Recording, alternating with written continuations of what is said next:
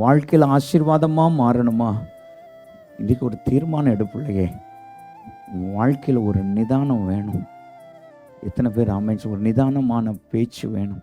நீ யார்கிட்ட பேசுற? இன்னைக்கு வயதுக்கு மூத்த பேச்சு. உன் வயசு என்ன, ஆனா உன் வயசுக்கு மிஞ்சின நடக்க. உன் வயசு என்ன, உன் வயசுக்கு மிஞ்சின பேச்சு.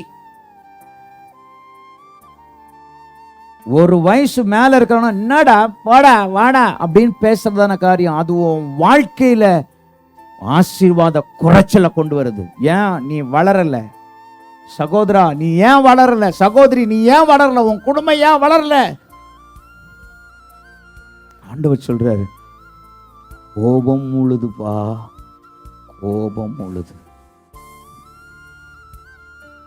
கவனமாய் பேசணும்.